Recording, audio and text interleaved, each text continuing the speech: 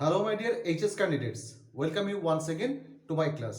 And in this particular session or episode, I am going to work out a particular kind of writing activity, and that is on the topic of Preshi. And it is from WTA HS Test Papers 2022, and of course, from the page that is 61 or 62, better to say, because the page has started from 61, and the piece that I am going to take up for discussion and working out, that is in 62 page. So please open at page number 62 and let's proceed. চলো আমরা যে পিসটা রয়েছে সেই পিসটা একটু আগে দেখে নিই কি রয়েছে। এর আগের দিন প্রেসি রাইটিং এর যে ডিটেলস আমি একটা ক্লাস নিয়েছিলাম, ইনস্ট্রাকশন বা how to treat the matter, how to approach the matter. তো এই নিয়ে যে আলোচনা, সেখানে আমি তিনটে বিষয় খুব ভালো করে বলেছিলাম যে প্রেসি বোঝার ক্ষেত্রে সবচেয়ে জরুরি হচ্ছে অন্তত দুবার বা সবচেয়ে ভালো হয় তিনবার পুরো প্রেসিটা ধীরে ধীরে পড়ে নিতে পারলে, এবং প্রথমবার পড়ার সময় আমাদের কাছে যে আননোন ওয়ার্ডগুলো থাকবে, দ্বিতীয়বার সেটা কনটেক্সচুয়ালি যদি আমরা ব্যাপারটাকে বুঝে নেওয়ার চেষ্টা করি, অর্থাৎ আগু পিছু যে সমস্ত শব্দ রয়েছে সেই শব্দগুলোর সাপেক্ষে যদি অজানা শব্দগুলোর অর্থ আন্দাজ করার বা গেস করার, অনুমান করার একটা চেষ্টা আমরা করি, সেটা কিন্তু বেশিরভাগ ক্ষেত্রেই একটা ভালো রেজাল্ট দেয়। এবং সেইভাবে আমরা দ্বিতীয়বার যখন পড়া শেষ করবো, তাহলে মোটামুটি একটা আমাদের রাফ আইডিয়া চলে আসবে। এবং 3 নম্বর বারে, অর্থাৎ থার্ড টাইম যখন আমরা ওটাকে পড়বো, তখন যেখানে যেখানে মনে হচ্ছে যে এই প্রেসিটার যে মূল কথা বা এই কন্টেন্ট যেটা এখানে ট্রিট করা হয়েছে, তার মূল কথাগুলো যে সেন্টেন্সগুলোতে বলা হয়েছে, সেই সেন্টেন্সগুলোকে আন্ডারলাইন করে দেওয়া। এবং আননোন ওয়ার্ড যেগুলো প্রথমবার পড়ার সময় আমার কাছে আননোন লেগেছিল, বা আমার কাছে মানে তোমাদের কাছে, তো সেই ওয়ার্ডগুলোকে একটু মার্কিং করে রাখা। দ্বিতীয়বার পড়ার সময় সেই আননোন ওয়ার্ডগুলোর উপর কনসেন্ট্রেট করা, এবং সেগুলোর সামনে পেছনে যে অ্যাটমসফিয়ার বলি বা যাই বলি, এনভিরনমেন্ট, তো সেটাকে ভিত্তি করে আমি হ্যান্ডেল করব পুরো মিনিংটাকে। থার্ড টাইম মেন কন্টেক্সটগুলোর উপর আমি কনসেন্ট্রেট করব, যেগুলো মেন থিওরি পার্ট বলে মনে হবে, ইলাস্ট্রেশন পার্টগুলো বাদ দিয়ে মেন কন্টেন্টের জায়গাটা আমি কনসেন্ট্রেট করব। এবং তারপরে আমার কাজটা থাকবে পুরো বিষয়টাকে নিজের মতো করে ভেবে নেওয়া, অর্থাৎ আমি কি লিখতে যাচ্ছি বা কি বলতে যাচ্ছি, এবং সেই বলার ক্ষেত্রে বা লেখার ক্ষেত্রে আমি আমার মতো করে ব্যাপারটাকে হ্যান্ডেল করব, কপি পেস্ট করব না। তবে হ্যাঁ, ডেফিনেটলি এখান থেকে আমরা ওয়ার্ড ও ফ্রেজ কোড করতেই পারি। এবং সেখানে 1/3 এই যে একটা লেংথের ব্যাপার, এটা অতটা স্ট্রিক্টলি মাথায় রাখার কোনো দরকার নেই। যেখানে গিয়ে মনে হবে যে হ্যাঁ, আমার যেটুকু বলা ছিল বলে মনে হয়েছে সেটা আমি বলে দিয়েছি, মূল কথাটা বলা হয়ে গেছে, মানে ওখানেই আমাদের শেষ, ওটাই আমার এন্ড পয়েন্ট। তো এক্স্যাক্টলি এই কটা কথা মাথায় রেখে আমি রিমাইন্ডার দিয়ে দিলাম আগের ক্লাসের একটু জাস্ট কি বলবো রিক্যাপ বলতে পারো, ইনস্ট্রাকশনের রিক্যাপগুলো। তো দেখে নিই আমরা কি রয়েছে এখানে। বলছে discipline is rather difficult and complex idea.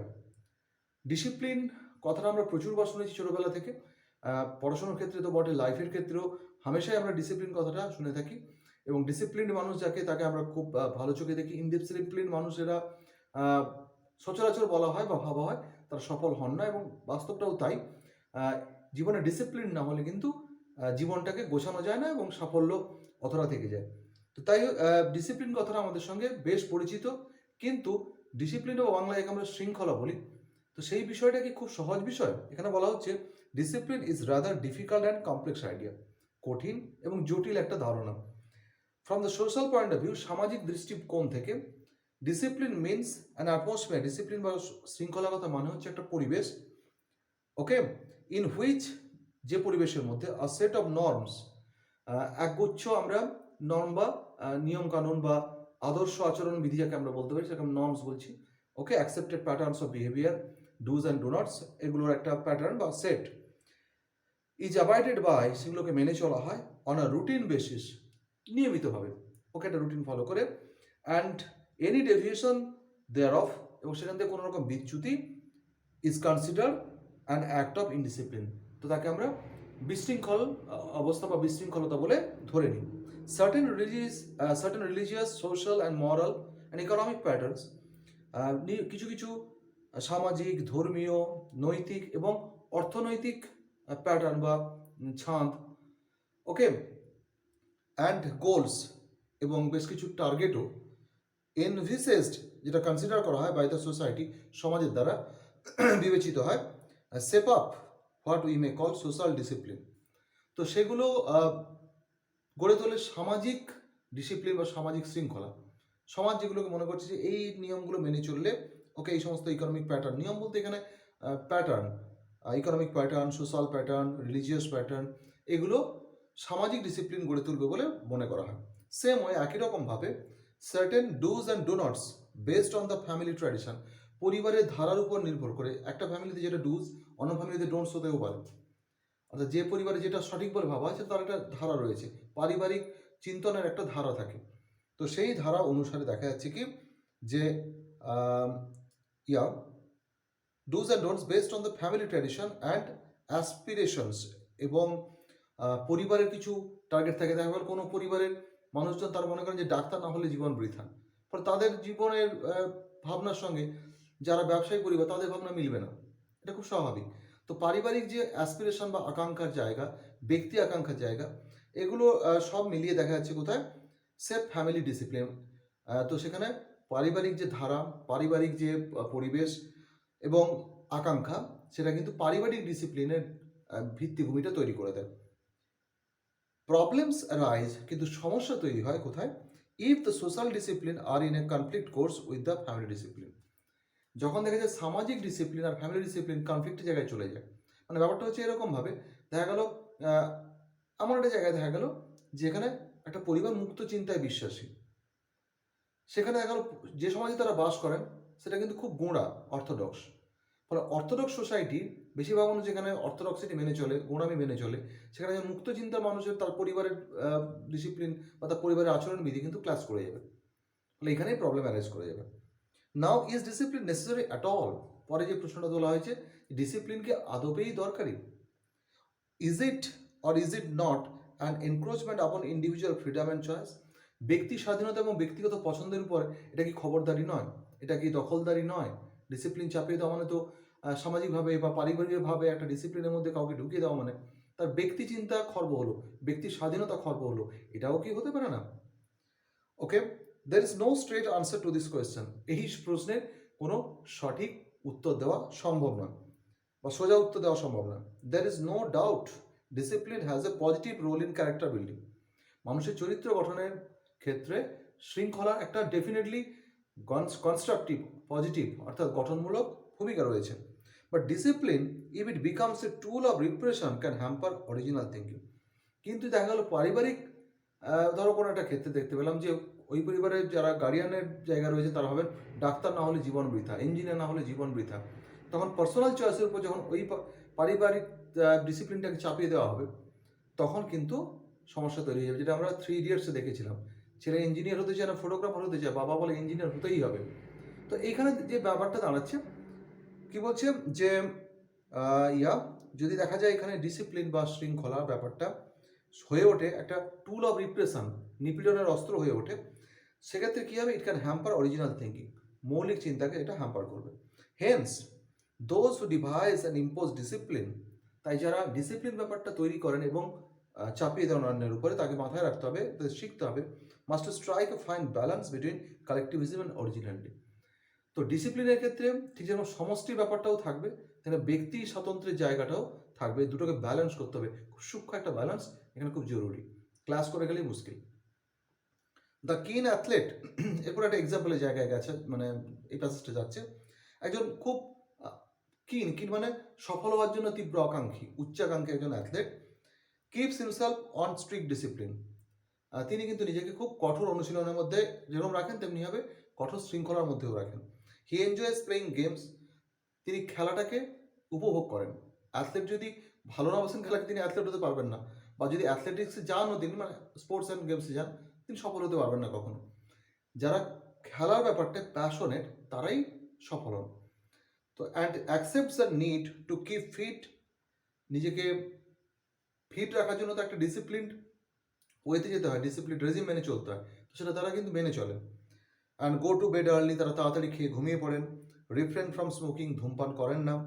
It the right food, সঠিক খাবার গ্রহণ করেন। And generally observe the rules of good health, তারা স্বাস্থ্যের যে সুস্বাস্থ্যের যে নিয়মকানুন সেগুলো তারা মেনে চলেন।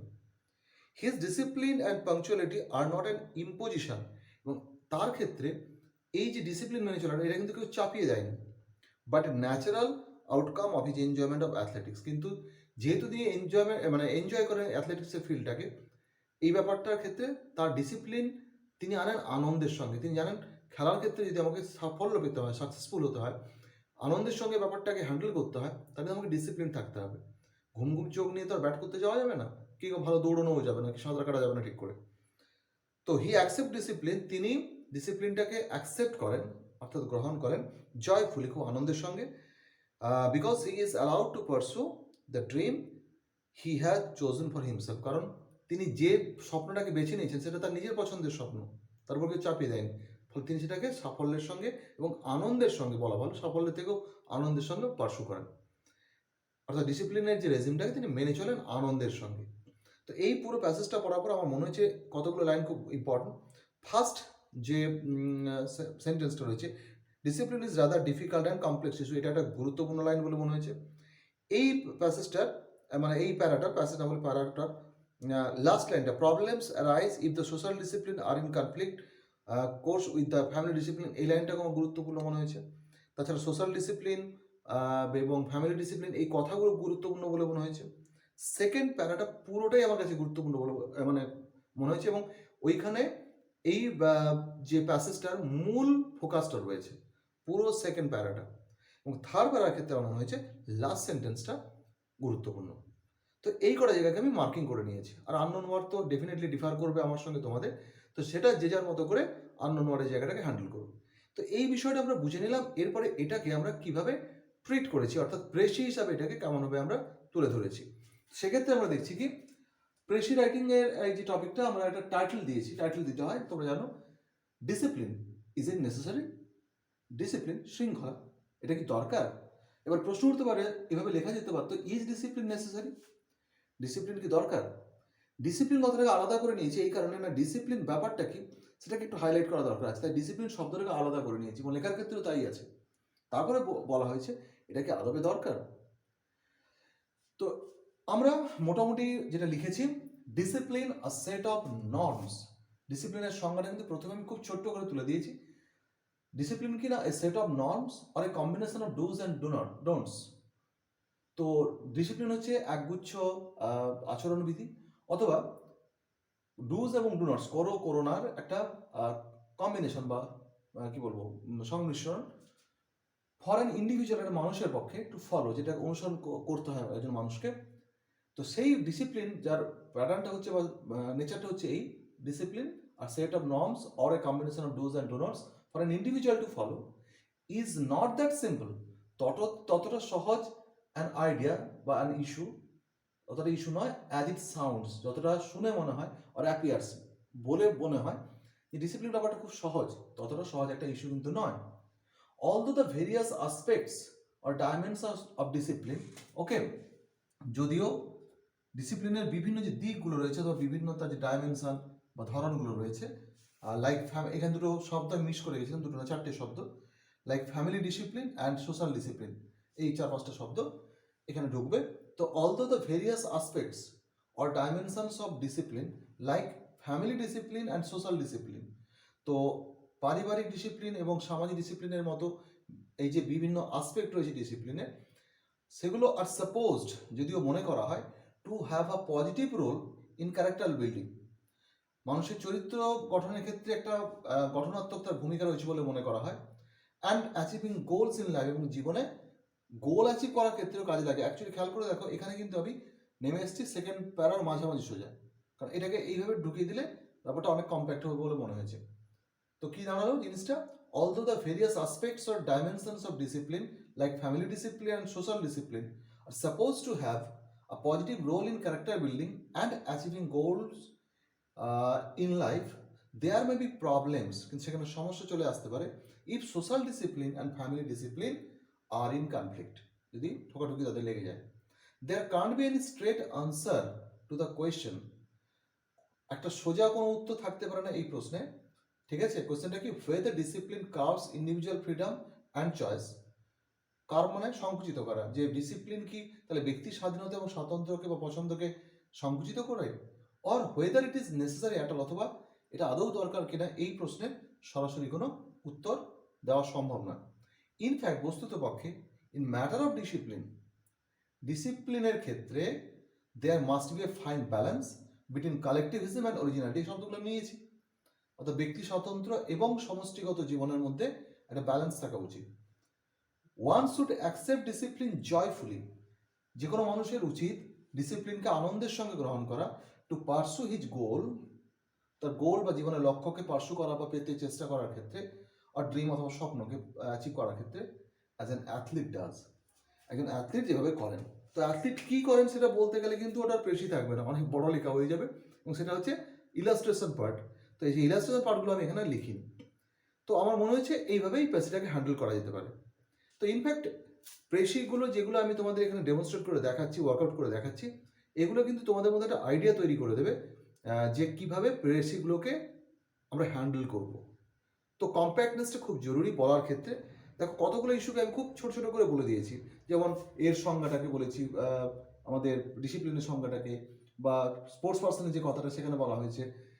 তো এই সমস্ত ইস্যুগুলোকে আমি খুব কম্প্যাক্ট ওয়ে তুলে ধরার চেষ্টা করেছি, এবং তোমাদেরকেও ওই কাজটাই করতে হবে। তো পেশি যদি কন্টিনিউ এরকম করতে থাকো বা আমার সঙ্গে একটু চর্চার মধ্যে থাকো, আশা করি তোমাদের কিন্তু এই জায়গায় যে হাই স্কোরিং একটা ব্যাপার থাকে, খুব ভালো নম্বর পাওয়া যায়, সেটা থেকে তোমাদের কেউ আটকাতে পারবে না। সো এইটা খুব ভালো করে তোমরা চাইলে এটা তুলে রাখতে পারো, ভালো করে বুঝে নিয়েছো আশা করি। তো দেখা হচ্ছে পরবর্তী ক্লাসে, ডেফিনেটলি অন্য কোনো আইটেম নিয়ে, অন্য কোনো সেশনে দেখা হচ্ছে সবার সঙ্গে। ততক্ষণ সবাই ভালো থেকো, stable, stay connected, meet you in the next class. Thank you all.